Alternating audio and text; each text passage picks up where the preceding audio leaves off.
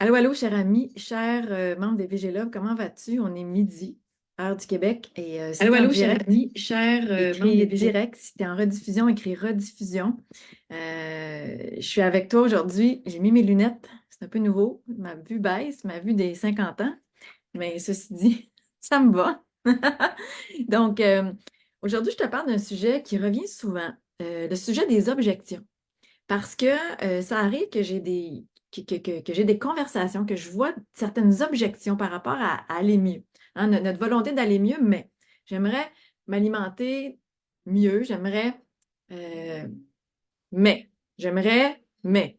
Alors, ce qui fait que quand on vit ça, ça annule l'intention première. Puis là, je veux, moi, aujourd'hui, mon intention est de te ramener dans ton intention première pour que ça soit le filon que tu puisses suivre, qui fait en sorte que les oui, mais, ça prenne moins de place, que ça soit mis de côté, puis qu'on se ramène à s'élever avec la première intention qui est celle de la motivation première, de dire comment je peux faire la différence avec l'alimentation, puis suivre ce filon-là, mais, sans le mais. Alors, salut Vanessa, comment vas-tu? Je viens de te voir arriver, ça me fait plaisir.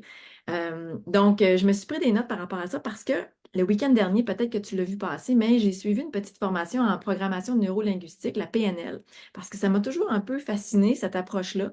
Puis, c'est une approche assez cartésienne finalement, mais amène à parler au niveau du cœur, hein, à rallier le cœur avec l'esprit. Parce que, qu'est-ce qu'on fait en PNL? C'est qu'on regarde le niveau de langage pour que ça ne soit pas toxique pour le corps. Je vais en parler tantôt, puis pour l'être.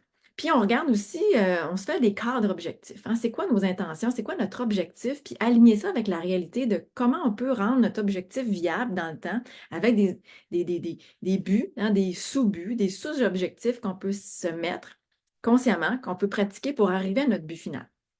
Et c'est un peu ça, la PNL aussi, c'est viser l'excellence chez l'être humain, dans le fond. Puis moi, ben, je trouve que ça me sert parce que malgré mon bagage de naturopathe, je trouve qu'on est beaucoup en relation avec l'humain, puis que finalement, c'est beaucoup l'humain avec nos constructions, nos croyances, nos résistances qui fait que ça freine beaucoup de choses. Puis ça, c'est un bagage aussi à déconstruire parfois, à regarder en conscience pour le mettre de côté, puis avancer avec notre motivation réelle. C'est un peu ça aujourd'hui que j'ai envie qui est différent, hein. Je suis naturopathe, je te parle d'alimentation aujourd'hui, mais d'un point de vue de nos résistances, puis je pense que c'est quelque chose dans lequel tu vas te reconnaître. Donc, je veux me référer à mes notes parce que j'ai pris des notes et je ne veux pas déroger de mon discours. Alors, euh, la chose que je veux dire avant de commencer aussi, c'est que si tu me vois sur YouTube, parce que ces vidéos-là sont depuis peu, je les mets sur YouTube, je te demande de rejoindre le groupe des VG Love sur Facebook. Parce que si tu m'écoutes sur YouTube, tu vois une partie des vidéos, mais tout mon contenu, tout ce que je publie, toutes mes interactions avec les gens sont sur mon groupe Facebook. C'est là que je suis le plus présente. C'est là que je publie tout, que si tu veux avoir accès à tout, ne rien manquer, des événements, des choses en cours, c'est sur le groupe Facebook qui s'appelle les VG Love. Donc, ça, c'est une chose importante à savoir. Si tu es déjà avec nous sur les VG Love, tant mieux. Tu regardes les notifications, tu nous vois évoluer. On est là. Je suis présente ici. Je pense qu'à chaque jour, il y a une publication pour être là pour toi. Puis aussi cibler tes besoins, cibler les choses qui accrochent, qu'on en parle, puis pour avancer dans ce que tu veux vraiment. Puis aujourd'hui, c'est ça. Donc, les objections. Les objections qu'on a souvent, c'est ben, j'aimerais améliorer ma santé avec l'alimentation, avoir une alimentation plus végétale parce que je me sens fatiguée, j'ai des douleurs, je me sens atteinte de différents maux, digestion, maux chroniques qui n'ont pas vraiment réponse, qui ne résonnent pas, dont les médecins ou les spécialistes n'ont pas réponse. Puis moi, ben, je suis pris avec ça. Anxiété, euh, toutes sortes de choses, là. Articulation douloureuse, qui fait en sorte que là, tu as un paysage de symptômes aujourd'hui particulier à toi, qui fait en sorte que tu veux t'en sortir aujourd'hui si tu m'écoutes de façon naturelle avec l'alimentation et tu veux savoir comment y arriver. Puis avoir la motivation d'y arriver. Rester motivé à acquérir ce mode de vie-là, parce que c'est ça qu'on veut au fond. Aimer son mode de vie et faire en sorte qu'on ne reviendra pas en arrière. Là, ça me fait penser parce que j'étais en Zoom tantôt avec une ancienne cliente du programme ANA qui, elle, a fait un parcours depuis plus d'un an, puis qui m'a dit justement, je vais me poser la question. J'ai dit, elle s'appelle Karel. J'ai dit, Karel, est-ce que tu reviendras en arrière? Elle a dit non, c'est sûr que non. Tu vois, moi, c'est ça que je veux entendre de ta bouche quand j'ai fini de t'accompagner après X temps, puis que j'entends, je suis arrivée à un point où il y a des choses que je ne reviendrai pas en arrière parce que j'ai atteint un bien-être là que je veux préserver, puis je veux garder cette motivation de préserver ça, puis de continuer de progresser. C'est là où je veux t'amener, moi. C'est mon intention. Alors, je vais voir qui est connecté, qui est là, voir les personnes. Alors, il y a Vanessa. Oui, salut.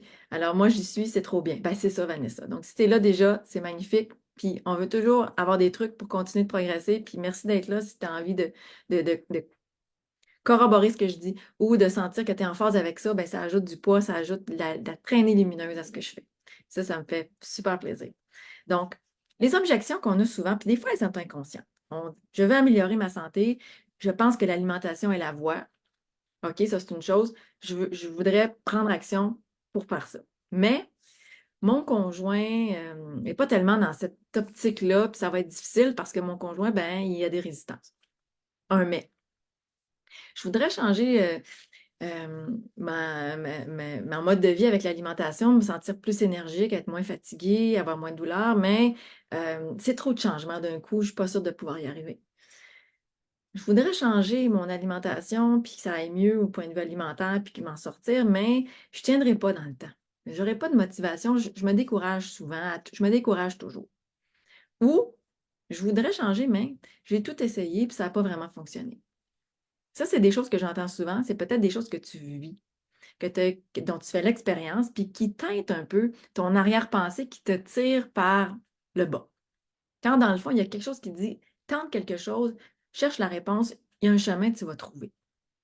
Et ça fait partie de la façon dont on a été éduqué, ce que la société nous reflète aussi, hein, ce qui nous mélange un peu aussi, les croyances qu'on a acquises, notre expérience. Tout ça, là, c'est un bagage qui est là. Mais est-ce que c'est un bagage qui nous met dans de la fatalité, puis qui nous met dans je suis fait comme ça, je ne peux pas changer ça? J'ai envie de dire non. Alors, mon intention aujourd'hui, moi, que j'ai envie de poser consciemment avec des mots pour que ça résonne, que ça ait un impact, que ça ait une réverbération dans le monde, si tu l'entends, si tu l'écoutes. OK? C'est je choisis de changer mes habitudes alimentaires au mieux pour ma santé, malgré mes résistances.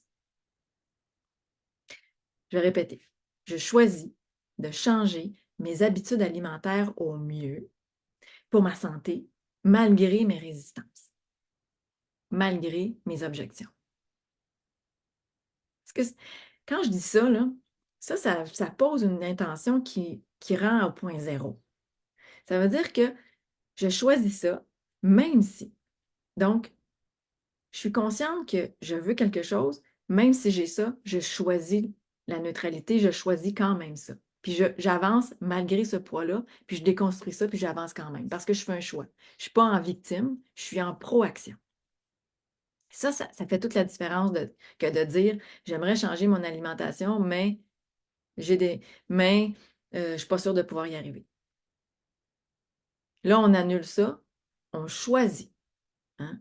C'est pas juste que j'aimerais, c'est je choisis, je choisis un verbe d'action, je choisis de changer mes habitudes alimentaires, je me mets en action au mieux pour ma santé, malgré mes résistances. J'avance avec ça. OK? Donc, ça n'a pas le même impact en soi. Ça a un impact plus positif, ça a un impact plus rayonnant, ça a un impact de s'accueillir aussi dans ses résistances. On ne les nie pas, ses croyances, ses résistances, ses acquis. On avance avec. OK? Est-ce qu'à travers ça aussi, je peux me faire des mini-objectifs? Je peux changer mes habitudes alimentaires un pas à la fois. Est-ce que ça peut être des mini-objectifs d'une chose à la fois? Une meilleure hydratation en premier. Manger plus de feuilles vertes. Un objectif. Hein? Faire un repas sur 3 dans la journée complètement clean, on va dire ça comme ça. Que ce soit des objectifs comme ça. C'est ça qu'on apprend aussi à s'accueillir petit pas pour avancer, pour intégrer ces habitudes-là, que ça devienne un deuxième réflexe, un deuxième mode de vie. OK? Donc, c'est des choses comme ça qui font qu'un gros objectif, on va le découdre en plusieurs objectifs. Et là, je ne sais pas pourquoi, on dirait quelque chose. Est-ce que vous m'entendez toujours? J'aimerais que vous me disiez si je suis toujours là. Je pense que oui, mais il y a quelque chose qui a décroché de mon côté. Écrivez-moi dans le chat si Vanessa, si tu es toujours là, s'il y a quelqu'un, si vous m'entendez toujours. J'aimerais ça le savoir. Parce que là, je vois rien. Mettez-moi du feu, mettez-moi un oui, mettez-moi quelque chose. parce que là, on dirait que je suis vraiment figée. OK, je vais continuer quand même parce que là, vraiment, je ne vois rien. Oui, OK, tout est OK. Parfait, Marie-Josée. OK. Donc, tout ça pour dire que ça, c'est quelque chose de super important. Se prendre en petites cuillères, en petites bouchées pour avancer petit pas, puis que ça s'installe dans la durée, avec de la bienveillance, avec des outils comme ça qui nous amènent de la bienveillance. Et ça fait une différence. Ça fait une différence dans le sens où on ne voit pas tout ça en bloc, puis on choisit de s'aimer, puis de s'accompagner, de se choisir là où on est rendu malgré nos résistances et de ne pas se dire j'y arriverai pas, je ne suis pas capable, c'est difficile. J'ai une histoire familiale dans ce sens-là, c'est ma génétique, on ne peut rien changer. Il y a toutes sortes de choses qu'on peut se dire qui fait que ce n'est pas nécessairement la réalité. Dans quelle réalité tu vas être aujourd'hui? Et dans quel langage tu veux te parler aussi? Dans quel langage de remplacement? Parce que ça, c'est quelque chose aussi d'important. Quand on se dit aux gens, ben, tu sais, quand on dit, par exemple, pourquoi? Ben, pourquoi tu te sens triste? Pourquoi tu manges des choses pas bonnes pour toi? Pourquoi? Le pourquoi amène quelque chose d'accusateur. OK? Alors, on ne veut pas être dans le pourquoi. On veut être dans comment. Comment se fait-il que je me sens comme ça? Euh, Comment je pourrais changer ça? Alors, plutôt être dans le comment pour trouver une solution, qu'il y a quelque chose qui s'installe au niveau d'une réflexion du comment plutôt que le pourquoi. Le pourquoi n'amènera pas de changement, mais le comment va amener comment faire pour, va amener des pistes de solutions, des pistes de choses à faire. OK? Ça fait une différence. Les mots ont un poids. Quand on dit essayer, bon, je vais essayer. Si on dit je vais essayer, est-ce que ça veut dire qu'on va faire quelque chose? On va essayer. Essayer, c'est plutôt ne rien faire ou ne pas faire. Par quoi je pourrais remplacer essayer aujourd'hui? Je vais m'exercer. Je vais faire l'expérience. Hein? Ce qui est beaucoup plus proactif, qui est moins dans l'indolence et l'indécision. Et le fameux mais hein, que j'ai dit en début de parcours, ben, le mais annule tout ce qui est dit précédemment. Ça annule. Je veux telle chose, mais il y a une annulation. Là, on veut se remettre au point zéro. On ne veut pas une annulation. Donc, remplacer le mais par quoi? Par quoi tu auras envie de remplacer ton mais aujourd'hui? Je veux m'engager dans une démarche alimentaire bonne pour ma santé et je vais le faire malgré mes résistances. Et plutôt que mais. Et si j'ai des résistances, comment je vais faire ça? Remplacer un et, mettre un et au lieu d'un mais. OK? Alors, il y a aussi le fameux mot jamais et le mot toujours. Hein? Quand on dit jamais, ça crée de l'impossibilité, le mot jamais. Jamais, ben, t'es jamais contente, t'es jamais satisfaite. Jamais créer un absolu, puis quelque chose dont on sortira jamais, c'est comme une fatalité. Par quoi on peut remplacer jamais? Je suis parfois, souvent, euh, je suis parfois, souvent, euh, mécontente. Parfois, souvent, je vais vers des aliments plus toxiques.